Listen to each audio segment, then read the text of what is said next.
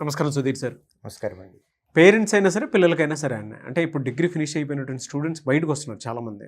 వాళ్ళకేంటంటే career guidance అనేది చాలా ఇంపార్టెంట్. చూస్ చేసుకునేటప్పుడే పిల్లలు ఎడ్యుకేషన్ అయిపోయిందనంటే ఓకే మేము రిలాక్స్ అన్న పాయింట్లోకి వచ్చినటువంటి వాళ్ళు చాలామంది ఉంటారు. అలా కాదు, కెరీర్ స్టార్ట్ అయ్యేదే అప్పటి నుంచి అనేటువంటి విషయం చాలా తక్కువ మందికి తెలుస్తూ ఉంటుంది. అంటే అది నేను ఫేస్ చేశాను కాబట్టి చెప్తున్నాను. ఎలా ప్లాన్ చేసుకోవాలి కెరీర్ని? సో గ్రాడ్యుయేషన్ వరకు 10th ఇంటర్మీడియట్ గ్రాడ్యుయేషన్ ఇవన్నీ చేసేటప్పుడు ప్రతిసారి పేరెంట్ కానీ టీచర్ కానీ ఈ ఒక్కటి చాలా ఇంపార్టెంట్ అని చెప్తారు. అవును, 10th ఇంపార్టెంట్, ఇది ఒక్కటి బాగా చదువు, ఇంటర్ ఇంపార్టెంట్ బాగా చదువు, గ్రాడ్యుయేషన్ బాగా చదువు అని అంటారు. యాజ్ ఎ టీచర్గా ఇవన్నీ క్రాస్ చేసి వచ్చిన వ్యక్తిగా నేను చెప్తున్నాను, ఇవన్నీ ప్రోమోసే. యాక్చువల్ మూవ్ ఇప్పుడు స్టార్ట్ అవుతుంది. ఇప్పటి వరకు మన దగ్గర ఉన్నటువంటి మనం సంపాదించినటువంటి సర్టిఫికెట్స్ కేవలం మనం ఇది పూర్తి చేశాము అని ప్రూవ్ చేసుకోవటానికి మాత్రమే తప్ప ఉద్యోగం తెచ్చుకోవటానికి మన సర్టిఫికెట్ చూడగానే ఎవరు ఉద్యోగాలు ఇచ్చే పరిస్థితులు లేవు. You may be 10 pointer in 10th class, 99 percentile in intermediate or graduation, but ఎవరికైనా సరే ఉద్యోగం రావాలి అని అంటే కంపల్సరిగా ఇప్పుడు మీరు టెస్ట్ రాయాలి. ఇప్పటి వరకు మీరు రాసినవన్నీ అకాడమిక్ ఎగ్జామ్స్ ఒక సర్టిఫికెట్ కోసం. ఇప్పుడు మీరు రాయబోతుంది కాంపిటేటివ్ ఎగ్జామ్, ఇది మీ లైఫ్ కోసం. సర్టిఫికెట్ కోసం ఇప్పటి వరకు కష్టపడ్డాం, లైఫ్ కోసం ఇప్పుడు మొదలవుతుంది రేస్. ఎంజాయ్ చేసి రిజల్ట్ వచ్చి సమ్మర్ అయిపోయిన తర్వాత లేదా నోటిఫికేషన్ వచ్చిన తర్వాత అని అనుకున్నట్లయితే మీరు మీ సక్సెస్ని వెనక్కి పోస్ట్పోన్ చేసుకుంటూ వెళ్ళిపోతున్నారు. కాంపిటేటివ్ ఎగ్జామ్ అండి. మీకు గ్రాడ్యుయేషన్లో నాగరాజ్ గారు ఒక 1000 మంది స్టూడెంట్స్ మ్యాథ్స్ ఎగ్జామ్లో 100 మార్క్స్కి తగ్గట్టుగా పెర్ఫామ్ చేసినట్లయితే, పేపర్ మీద రాసినట్లయితే 1000 మందికి 100 out of 100 మార్క్స్ వస్తాయి. థియరీ ఎగ్జామ్ కాబట్టి. బట్ కాంపిటేటివ్ ఎగ్జామ్ 1 పోస్ట్ ఒక్క పర్సన్కి మాత్రమే ఇవ్వగలరు. సో మనకు పోస్ట్ మనకు కావాలి అని అంటే మిగిలిన వాళ్ళని మనం వెనక్కి నెట్టాలి, వాళ్ళందరినీ దాటి మనం ముందుకు రావాలి. అవును. So it's a competitive exam. ఇక్కడ every day matters, for that matter every second also matters.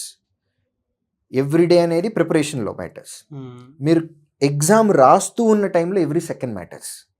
So ఇప్పుడు ఎంజాయ్ చేసే టైం కాదండి. ఎంజాయ్ చేసేయాల్సింది ఆల్రెడీ చేసాం. మళ్ళీ ఎంజాయ్ చేయాలి అని అంటే రిటైర్మెంట్ తర్వాత చేసుకోవచ్చు. రిటైర్మెంట్ తర్వాత మనం చేసేది ఎంజాయ్మెంటే. గ్రాడ్యుయేషన్ తర్వాత నిజంగా గుండె మీద చేసుకొని చెప్పండి, ప్రతిరోజు మీ ఎబిలిటీకి తగ్గట్టుగా మీరు పనిచేశారా? నా గ్రాడ్యుయేషన్ వరకు నేనైతే చేయలేదు. 90% నేను ఎంజాయ్ చేశాను. ఎగ్జామ్కి ముందు ఒక 1 వీక్ ముందో లేకపోతే ఒక 10 days ముందో, మహా అయితే ఒక 15 రోజుల ముందో నేను నిజంగా కష్టపడి చదివాను. బట్ మిగిలినంతా నేను చేసిన ఎంజాయ్మెంటే. సో ఇప్పుడు మనం లైఫ్ కోసం ఫైట్ చేస్తున్నాం కాబట్టి టైం అనేది వేస్ట్ చేసుకోకూడదు. So when it comes to competitive exam, మిగిలిన వాళ్ళని దాటి మనం ముందుకు వెళ్ళాలి. మన ప్రిపరేషన్లో కానీ, మన స్ట్రాటజీలో కానీ, క్వశ్చన్కి ఆన్సర్ వచ్చే విధానంలో మనం ఎంచుకునేటటువంటి మెథడ్లో కానీ, మన షార్ట్కట్లో కానీ అందరికంటే మనం డిఫరెంట్గా ఉండాలి. డిఫరెంట్గా ఉంటేనే మనల్ని వాళ్ళు దాటి ముందుకెళ్ళగలం. సో ఇందులో ఫస్ట్ అటెంప్ట్లోనే సక్సెస్ రావచ్చు, రాకపోవటానికి ఎక్కువ ఛాన్సెస్ ఉన్నాయి. మీ ట్రాక్ రికార్డ్ తీసుకుంటే 10th క్లాస్, ఇంటర్మీడియట్, గ్రాడ్యుయేషన్ అన్ని ఫస్ట్ అటెంప్ట్లోనే సక్సెస్లు చూసి ఉండొచ్చు మీరు. But when it comes to competitive exam only 4 to 5% people see the success. అవును sir. 95 to 96% see the failure. కాబట్టి మీకు ఫెయిల్యూర్స్కే ఎక్కువ ఛాన్సెస్ ఉన్నాయి. ఒక ఫెయిల్యూర్ చూసిన వెంటనే డిమోటివేట్ అవ్వటం కాదు, అందులో నుంచి ఒక లెసన్ నేర్చుకోవాలి. మనం దేనివల్ల ఫెయిల్ అయ్యాం, దాన్ని ఇంప్రూవ్ చేసుకొని నెక్స్ట్ నోటిఫికేషన్కి వెళ్ళాలి. So content is very important, knowledge is very important. మన కాంపిటేటివ్ ఎగ్జామ్కి కావాల్సినటువంటిది ఏంటి, రిక్వైర్మెంట్ ఏంటి అనేది మనం తెలుసుకోవాలి. సో ఇట్లాంటి క్రూషియల్ టైంలో మనం ఉన్నప్పుడు ఇంటి దగ్గర కూర్చొని సమ్మర్లో వేడిగా ఉందనో, లేకపోతే రిజల్ట్ వచ్చేదాకా వెయిట్ చేద్దామనో, నోటిఫికేషన్ వస్తుందో రాదో అనే దానికంటే టైం ఉన్నప్పుడు వచ్చి ప్రిపరేషన్ స్టార్ట్ చేయాలి. దీపం ఉండగానే ఇల్లు చక్కదిద్దుకోవాలి అని అంటాం. 0.01 మార్క్ తోటి ఉద్యోగాలు పోతున్నటువంటి ప్రపంచంలో ఉన్నాం మనం. ఎవ్రీ మార్క్ ఈజ్ ఇంపార్టెంట్ అనే రోజులు ఎప్పుడో పోయినాయి నాగరాజ్ గారు.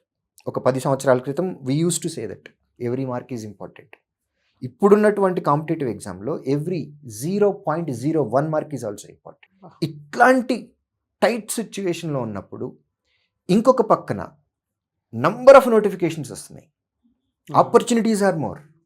సెంట్రల్ గవర్నమెంట్ నుంచి అలానే ఉంది, స్టేట్ గవర్నమెంట్ నుంచి నోటిఫికేషన్స్ వస్తున్నాయి, అండ్ పబ్లిక్ సెక్టర్స్ నుంచి కూడా నోటిఫికేషన్స్ వస్తున్నాయి. నోటిఫికేషన్స్ గ్యారంటీగా కనపడుతూ ఉన్నాయి. 10th క్లాస్ ఎగ్జామ్ ఒక సర్టిఫికేట్ కోసమే మనం సంవత్సరం అంతా చదివామే. మరి ఇప్పుడు మనం లైఫ్ కోసం కదా చదువుతుంది.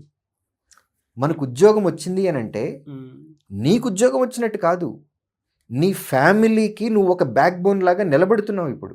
అట్ ద సేమ్ టైం పాత రోజుల్లో మనకి ఒక గవర్నమెంట్ ఎగ్జామ్ అనుకున్నా, లేకపోతే పబ్లిక్ సెక్టర్ ఎగ్జామ్ అయితే పోస్టులు అమ్మేసుకుంటున్నారు, లేకపోతే ఎగ్జామినేషన్ క్వశ్చన్ పేపర్ లీక్ అయిపోతుంది, మాస్ కాపీ జరిగిపోతుంది. ఇట్లాంటివన్నీ పాత రోజుల్లో ఉన్నాయి నాగరాజ్ గారు. ఇవాళ మనం నడుస్తున్నది టెక్నాలజీ మీద. Every exam is online exam. ఒక్క సెకండ్ ముందు కూడా క్వశ్చన్ పేపర్ ప్రపంచంలో ఎవరు చూడలేరు. ఎగ్జామ్ అయిపోయిన నెక్స్ట్ సెకండ్ మీరు క్వశ్చన్ చూడలేరు, మీరే కాదు ఎవరు చూడలేరు. సో ఎగ్జామినేషన్ ప్రాసెస్ చాలా టఫ్గా జరుగుతుంది. ప్రాసెస్ గురించి చెప్తున్నాను. మాస్ కాపింగ్ చేయటానికి కానీ, క్వశ్చన్ పేపర్ లీక్ చేయడానికి కానీ టెక్నాలజీ వాడుతున్నంత వరకు ఛాన్సే లేదు. మీరు పేపర్ మీద OMR షీట్ మీద బబ్లింగ్ చేసే సిస్టంలో అయితే ఎక్కడో చోట లూప్ హోల్ ఉంటుంది. ఎక్కడో చోట క్వశ్చన్ పేపర్ ప్రింట్ అయ్యే దగ్గర, లేకపోతే ట్రాన్స్పోర్టేషన్లోనో, లేకపోతే OMR ఇక్కడి నుంచి సెంటర్ నుంచి కరెక్షన్కి వెళ్ళే దారిలోనో ఎక్కడో చోట మేనేజ్ చేయొచ్చు. బట్ ఆన్లైన్ ఎగ్జామ్స్లో మీరు ఎటువంటి నెగిటివ్ థాట్స్ కూడా పెట్టుకోవాల్సిన అవసరం లేదు. చాలా క్రిస్టల్ క్లియర్గా ఎర్రర్ అనేది లేకుండా చాలా బాగా జరుగుతున్నాయి ఎగ్జామ్స్. చెప్పిన టైంకి రిజల్ట్ చేసి చూపిస్తున్నారు. ఇప్పుడున్నటువంటి మార్కెట్ ప్రకారము SSC ఇయర్ క్యాలెండర్ ఇస్తుంది, IBPS ఇస్తుంది, రైల్వే ఇస్తుంది. బట్ SSC కానీ IBPS కానీ వీరు ఇచ్చేటటువంటి క్యాలెండర్లో నోటిఫికేషన్ ఏ రోజు ఇస్తాము, ఎగ్జామ్ ఏ రోజు పెడతాము, ఫైనల్ రిజల్ట్ ఏ రోజు ఇస్తాము, డేట్తో సహా చెప్తున్నారు. అలాంటి ప్రపంచంలో మనం ఉన్నాం. సో ఇంత గ్యారంటీగా మనకి కళ్ళకు కనపడుతున్నట్లు ఫ్యూచర్ కనపడుతుంటే ఇంకా ఎంజాయ్మెంట్ అనే దాంతో ఇంటి దగ్గర ఉండటం ఎంతవరకు కరెక్ట్? పేరెంట్స్ మీరైనా ఆలోచించండి. ఇప్పటి వరకు మీరు ఎంత కష్టపడ్డారు, మీ పిల్లలతోటి ఎంత కష్టం చేయించారు, ఇది పేరెంట్ ఆలోచించుకోవాలి. ఎంతకాలం మీరు పిల్లల్ని పోషించాలి. స్టూడెంట్ కూడా ఇప్పటి వరకు పేరెంట్స్ కష్టపడ్డారే, మరి పేరెంట్స్ని బాగా చూసుకునేది నువ్వే కదా. ఇప్పుడు నువ్వేం చేయాలి? యాజ్ ఎ చైల్డ్, అది బాయ్ చైల్డ్ అవ్వచ్చు, లేకపోతే గర్ల్ చైల్డ్ అవ్వచ్చు, ఒక్కటి మనసులో పెట్టుకోండి. 20 సంవత్సరాలుగా లేదా 21 సంవత్సరాలుగా మీ పేరెంట్స్ మిమ్మల్ని కంటికి రెప్పలాగా చూసుకున్నారు. ఇక్కడి నుంచి మీరు ఒక 20 లేదా 21 సంవత్సరాలు అమ్మా నాన్నని బాగా చూసుకోవాలి అని రిటర్న్ గిఫ్ట్ ఇవ్వాలి అని అనుకోండి. మీరు ఏమీ చేయొద్దు. మిమ్మల్ని ఎన్ని రోజులు బాగా చూసుకున్నారో అన్ని రోజులు తిరిగి బాగా చూసుకోవాలి అని అనుకోండి. అంటే మరి మీకు చేతి నిండా డబ్బు ఉండాలి కదా. చేతి నిండా డబ్బు ఉండాలి అంటే ఊరికే ఎలా వస్తుంది? ఒక ఎగ్జామ్ రాసి కాంపిటేటివ్ ఎగ్జామ్లో సక్సెస్ చూసి ఒక మంచి లైఫ్ ఉండి ఒక మంచి శాలరీ వస్తుంటే పేరెంట్స్ని బాగా చూసుకోవచ్చు. ఇప్పుడు నువ్వు ఎంజాయ్ చేస్తూ ఉంటే ఈ ఇయర్ 2026లో రావాల్సినటువంటి ఉద్యోగం 2027లో వస్తే మీ పేరెంట్స్ని బాగా చూసుకునే టైం ఏదైతే ఉందో అందులో 1 year తగ్గిపోయిందిగా. ఈ ఇయర్లో బాగా ఉద్యోగం వచ్చినట్లయితే ఇవాల్టి నుంచి ఈ రోజు నుంచి పేరెంట్స్ని బాగా చూసుకోవచ్చు. నేను ఎంజాయ్మెంట్ అనుకొని నేను గ్యాప్ తీసుకొని నేను ప్రిపరేషన్ తర్వాత స్టార్ట్ చేస్తే నాకు ఈ ఇయర్ ఇవాల్టి రావాల్సినటువంటి ఉద్యోగం నెక్స్ట్ ఇయర్కి పోస్ట్పోన్ అయితే నేను నా పేరెంట్స్ని బాగా చూసుకునే టైంలో 1 year ప్రీషియస్ టైం పోయింది కదా నాకు. అవును. సో ఇదొకటి స్టూడెంట్ ఆలోచించుకోవాలి. Opportunities are there. క్రిస్టల్ క్లియర్గా ఎగ్జామినేషన్స్ జరుగుతున్నాయి. Beautiful opportunities, number of vacancies కూడా బాగున్నాయి, జీతాలు కూడా బాగున్నాయి. ఇంత మంచి ఆపర్చునిటీ వచ్చినప్పుడు ఎగ్జామ్కి ఏం కావాలి, మనం ఏం ప్రిపేర్ అవ్వాలి, మనం ఏ నాలెడ్జ్ని గెయిన్ చేసుకోవాలి, మాక్ టెస్ట్లు ఎన్ని రాయాలి, ప్రతి ఎగ్జామ్లో ప్రతిరోజు ఇంప్రూవ్మెంట్ ఎలా తీసుకోవాలి, మనకి తెలియనటువంటి ఇన్ఫర్మేషన్ ఎవరి దగ్గర ఉంది, వారి దగ్గర నుంచి మనం ఏం నేర్చుకోవాలి, దీని మీద ఫోకస్ పెట్టినట్లయితే కనుక మంచి ఉద్యోగం వస్తుంది. మంచి ఉద్యోగం ఉంది అని అంటే ఫ్యామిలీ అంతా బాగుంటుంది. ఎస్. నాగరాజు గారు, ప్రతిరోజు మన మనిషికి కావాల్సింది 3 పూట్ల భోజనం. అన్నీ ఉన్నాయి కదా ఇప్పుడు. ఇంకా ఎందుకు ప్రయత్నిస్తున్నాం? ఇంకా ఎందుకు పని చేస్తున్నాం? 40లోనూ పని చేస్తున్నాం, 50లోనూ పని చేస్తున్నాం, 60లోనూ పని చేస్తాము. ఎందుకు చేస్తున్నాము? ఇంప్రూవ్మెంట్ కోసం. బట్టలు బ్రాండ్ మారటం, తినే ఫుడ్ క్వాలిటీ మారటం, ఉండే ఇల్లు సైజు పెరగటం, మనం ట్రావెల్ చేసేటటువంటి మోడ్ ఆఫ్ ట్రాన్స్పోర్ట్ మారటం.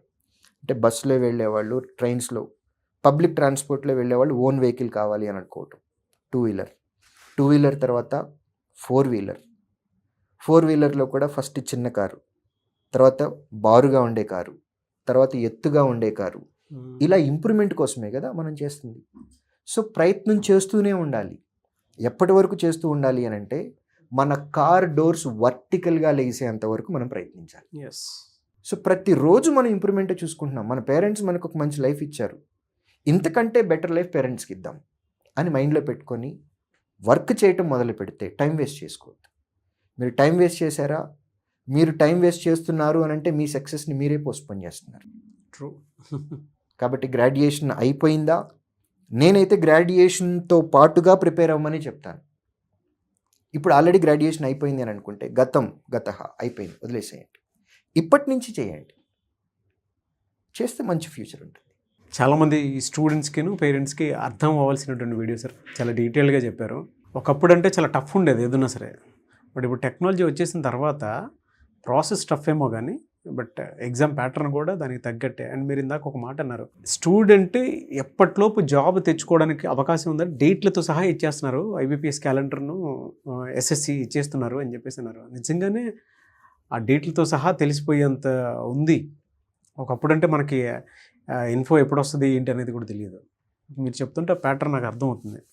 నీవే sir, thank you sir, thank you so much అండి. Thank you.